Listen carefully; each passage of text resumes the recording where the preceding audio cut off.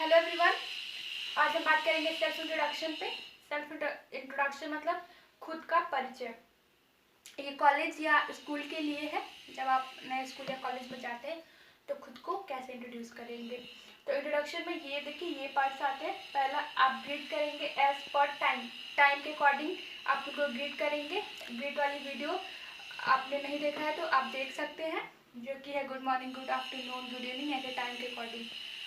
Name, फिर आप कहाँ से कहाँ रहते हैं, क्वालिफिकेशन एंड फैमिली। इसको स्किप भी कर सकते हैं फैमिली को, बट ऐड भी कर सकते हैं एज यू विश। तो अब हम बात करते हैं नेम को। तो हम अपने नेम को कैसे बोलेंगे। तो अपना नेम बताने का, नाम बताने का यहाँ पे 4 टाइप्स हैं, 4 तरीके हैं जिससे आप अपना नाम बोल सकते हैं। पहला है my name is Rahul Mishra. मान लीजिए राहुल है, वो अपनी क्लास में या कॉलेज में इंट्रोड्यूस कर रहा है खुद को।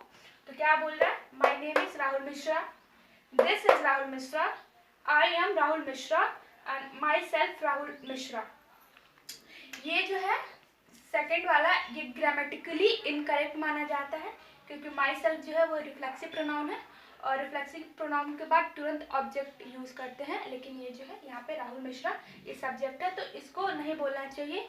ऐसे लोग बोलते हैं बट ये ग्रामेटिकली इनकरेक्ट माना जाता है।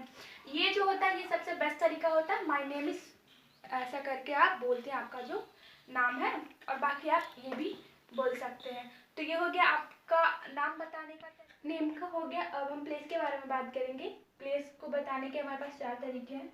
आई live in, I am from, I belong to and I hail from. तो मान लीजिए आप लखनऊ से हैं तो आप बोल दीजिए आई लिव इन लखनऊ।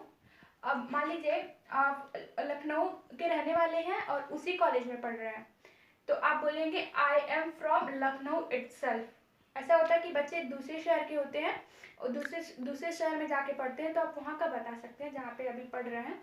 अगर आप उसी शहर में रहते हैं और वहीं पढ़ रहे हैं तो आप बोलेंगे, जैसे लखनऊ में है तो लखनऊ में ही पढ़ रहे हैं, आई एम फ्रॉम लखनऊ इटसेल्फ। ये एक एक्स्ट्रा जो है यूज़ किया जाता है जब आप वहाँ के निवासी हो तब। एंड तीसरा है I belong to Lucknow, I hail from Lucknow. ये थोड़ा सा एडवांस माना जाता है, ये भी इंटरमीडिएट लेवल का, ये बहुत बेसिक होता है प्लेस के बारे में बताने का। ये प्लेस का था। अब हम क्वालिफिकेशन के लिए बात कर रहे हैं। नेम का हो गया। अब हम प्लेस के बारे में बात करेंगे। प्लेस को बताने के हमारे पास 4 तरीके हैं। I live in, I am from, I belong to and I hail from. तो मान लीजिए आप लखनऊ से हैं तो आप बोल दीजिए आई लिव इन लखनऊ। अब मान लीजिए आप लखनऊ के रहने वाले हैं और उसी कॉलेज में पढ़ रहे हैं, तो आप बोलेंगे आई एम फ्रॉम लखनऊ इटसेल्फ। ऐसा होता है कि बच्चे दूसरे शहर के होते हैं और दूसरे शहर में जाके पढ़ते हैं, तो आप वहाँ का बता सकते हैं जहाँ पे अभी पढ़ रहे हैं। अगर आप उसी शहर में रहते हैं और वहीं पढ़ रहे हैं तो आप बोलेंगे, जैसे लखनऊ में है तो लखनऊ में ही पढ़ रहे हैं, आई एम फ्रॉम लखनऊ इटसेल्फ। ये एक एक्स्ट्रा जो है यूज़ किया जाता है जब आप वहाँ के निवासी हो तब। एंड तीसरा है I belong to Lucknow, I hail from Lucknow. ये थोड़ा सा एडवांस माना जाता है, ये भी इंटरमीडिएट लेवल का, ये बहुत बेसिक होता है प्लेस के बारे में बताने का। ये प्लेस का था। अब हम क्वालिफिकेशन के लिए बात कर रहे हैं। नेम प्लेस के बाद हम क्वालिफिकेशन को बताएंगे कि हम किस क्लास में पढ़ रहे हैं। तो मान लीजिए आप क्लास 6 में पढ़ रहे हैं तो आप बोलेंगे आई एम इन क्लास 6। और सेम अगर आप क्लास 6 में पढ़ रहे हैं तो आप बोलेंगे I am in studying in class 6 standard. अगर आप क्लास के बाद टीएस यूज कर रहे हैं तो आप उसके साथ स्टैंडर्ड जरूर लगाएंगे। ये 4 तरीके हैं बोलने के। अगर आप देखिए केवल क्लास पहले ऐड कर रहे हैं तो हम आप बोलेंगे केवल 6, 7, 8 जिस भी क्लास में है। अगर आप टीएस लगाते हैं क्लास का नाम लेने पे तो आप उसके आगे स्टैंडर्ड भी जरूर लगाएंगे।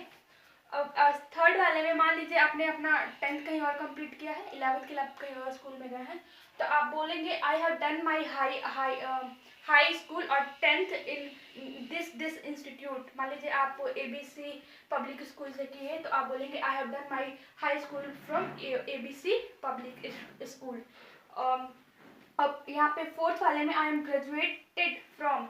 मान लीजिए आपने ग्रेजुएशन कहीं से और किया है और पीजी के लिए कहीं और गए हैं, तो फ्रेशर पार्टीज में जो रहता है वो वहाँ पे आपको बताना पड़ता है, तो आप बोलेंगे आई हैव ग्रेजुएटेड फ्रॉम। मान लीजिए आप XYZ यूनिवर्सिटी से या लखनऊ यूनिवर्सिटी से मान लीजिए आप ग्रेजुएट हुए हैं, तो I am graduated from Lucknow university और विथ बायो और मैथ्स जो भी आप सब्जेक्ट है उसको भी ऐड कर सकते हैं। और ऐसे भी बोल सकते हैं I am science graduate, I am arts graduate, अगर आप जनरली किसी और को बता रहे हैं। तो ये आपका क्वालिफिकेशन बताने का तरीका है। ये मान लीजिए आप स्कूल लेवल पे हैं, ये जब आप हायर सेकेंडरी में हैं एंड देन आप ये पीजी वगैरह के लिए जा रहे हैं, पोस्ट ग्रेजुएशन कर रहे हैं, तो आप इस तरीके से खुद को इंट्रोड्यूस करेंगे अपनी क्वालिफिकेशन का जो पीस बना। नेम प्लेस क्वालिफिकेशन के बाद हम फैमिली के बारे में बात करेंगे। फैमिली को आप स्किप भी कर सकते हैं, आप चाहें तो बता भी सकते हैं, ये टोटली आप पे डिपेंड करता है, इट्स अप टू यू। तो आप फैमिली में कैसे बता सकते हैं, जैसे आप बोल सकते हैं in my family I have 1 2 3 brother और सिस्टर्स। अगर आपके पास एक भाई या बहन है तो आप एक ब्रदर और सिस्टर बोलेंगे, लेकिन अगर 2 हैं तो आप बोलेंगे 2 ब्रदर्स और 2 सिस्टर्स, 3 हैं तो 3 सिस्टर्स 3 ब्रदर्स, ऐसे। और इसके अलावा मान लीजिए आपके फैमिली में आपके मम्मी पापा होंगे, अगर आपके साथ आपके दादा दादी भी रहते हैं तो आप बोलेंगे apart from my parents and grand parents. और अगर केवल ग्रैंड पेरेंट में एक ही पेरेंट्स है, मान लीजिए या तो दादा हैं या तो दादी हैं, तो आप बोलेंगे apart from my parents and grand mother. अगर दादी है केवल तो ग्रैंड मदर और दादा है केवल तो grandfather. Then apart from my grandparents and parents I have 2 siblings. 2 siblings मतलब आपके 2 सगे भाई या बहन, या तो भाई हो या तो बहन हो या तो दोनों हो। तो आप ऐसे फैमिली को इंट्रोड्यूस कर सकते हैं। वी हैव 1 और 2 ब्रदर और सिस्टर जो बोलते हैं ये नहीं बोलना चाहिए, ये गलत होता है। तो कुछ लोग ऐसे भी इंट्रोड्यूस करते हैं जो कि गलत है, तो आप ऐसे नहीं बोलेंगे। आप 2 सेंटेंस है इसको याद कर सकते हैं, आप ऐसे इंट्रोड्यूस कर सकते हैं। ये फैमिली का हो गया। अब हम हॉबी के बारे में बात करेंगे।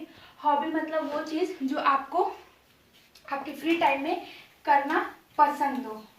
जैसे कुछ लोगों को म्यूज़िक सुनना बहुत पसंद होता है, कुछ लोगों को बुक्स पढ़ना बहुत पसंद होता है, कुछ लोगों को कुकिंग्स बहुत पसंद होता है, पेंटिंग्स पसंद होता है, गेम खेलना पसंद होता है, इंटरनेट पर सर्फ करना बहुत पसंद होता है, मतलब इंटरनेट पर चीज़ें खोजना, नई चीज़ें याद करना, पढ़ना, जो भी हो, तो वो उनकी हॉबी होती है। तो ऐसे लोग करते हैं, जैसे गेमर्स होते हैं उनकी हॉबी है तो वो करते हैं। तो आप अपना बता सकते हैं, क्योंकि ये तो ज़रूरी पार्ट होता है, ये बताना चाहिए।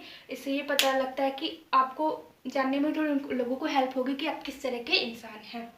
तो अगर आपको पेंटिंग पसंद है तो बोल सकते हैं my hobby is painting. Music पसंद है, my hobby is listening to music. Listening to music. My hobby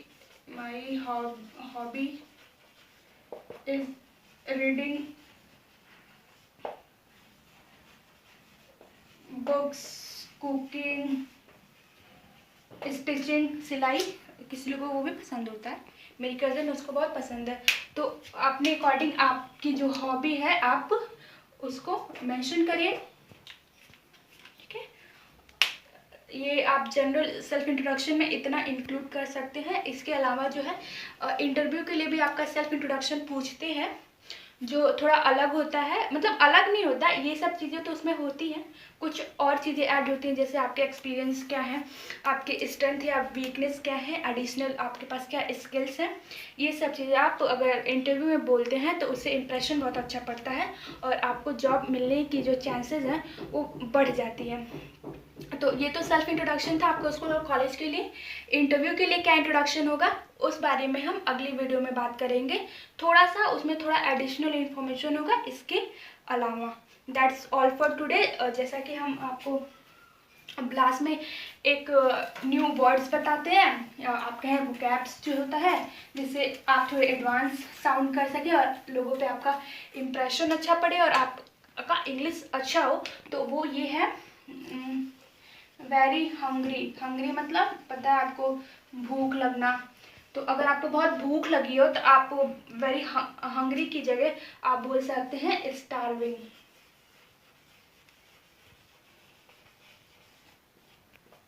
starving मतलब भूख लगना, जो आपको बहुत भूख लगती है, कुछ लोग होते हैं उनको बहुत भूख लगती है तो बार बार आई एम वेरी हंग्री बोलने से अच्छा आई एम स्टार्विंग, मतलब तो उससे आपका इंप्रेशन बढ़ेगा कि अरे यार इसको तो बहुत अच्छी इंग्लिश आती है। That's all for today. आपको आई होप कि समझ में आया हो, क्या नया है उसको कमेंट कीजिए, समझ में आ गया हो अच्छे से, वीडियो में कुछ नया सीखने को मिला है तो लाइक कीजिए, चैनल को सब्सक्राइब कीजिए और अपने फ्रेंड के साथ शेयर करिए ताकि और भी उनको भी जानकारी हो और लोगों तक वीडियो पहुंचे और वो भी इंग्लिश सीख सकें आपके जैसे और एडवांस हो सके, आज के टाइम के साथ चल सके। That's all for today, thank you.